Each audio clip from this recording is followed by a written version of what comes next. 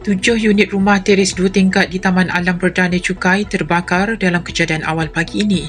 Jabatan Bomba dan Penyelamat Malaysia JPPM Terengganu menerima panggilan kecemasan pada jam 7.55 pagi sebelum jentera dari BBP Cukai dan BBP Kemaman tiba di lokasi dalam tempoh kurang 10 minit.